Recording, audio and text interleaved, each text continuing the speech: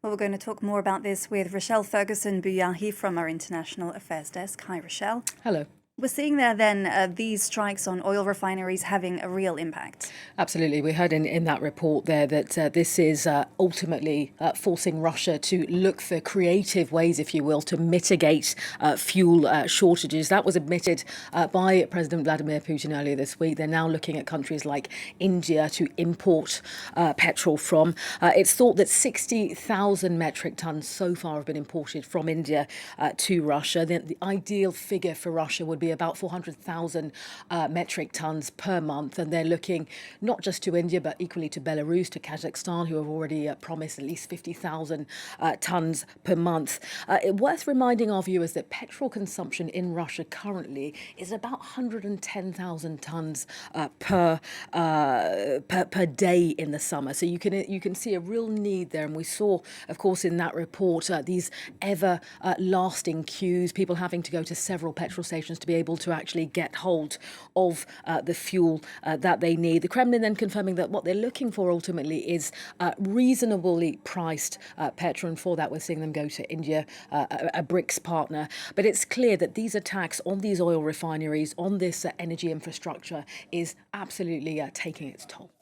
So striking Russia's oil infrastructure is one strategy then from Ukraine, but it's also green-lighted another key mechanism.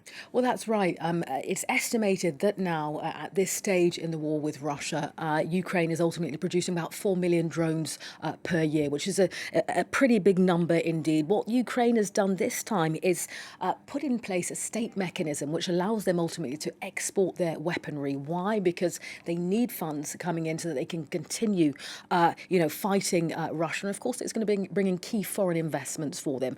Worth just reminding you, at the start of this war, Ukraine was incredibly reliant on Western allies to get the kind of weaponry that they needed in.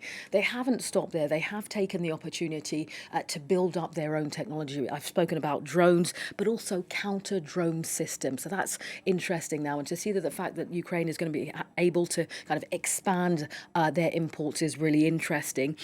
This has been a gradual process. We've seen this with the kind of expertise that Ukraine has been able to offer, not just to Europe in terms of how it's been handling Russia, but also with the Middle East. Think Gulf countries, for example, notably with the US-Israel war on Iran, they were able to offer some expertise now. A 10-year defense agreement has already been signed with Saudi Arabia, UAE and Qatar. We know that they're in talks with Kuwait and Bahrain as well. So Ukraine really taking its place on the market of exporting weaponry, and the country will see this as the way forward, certainly for now in any sense.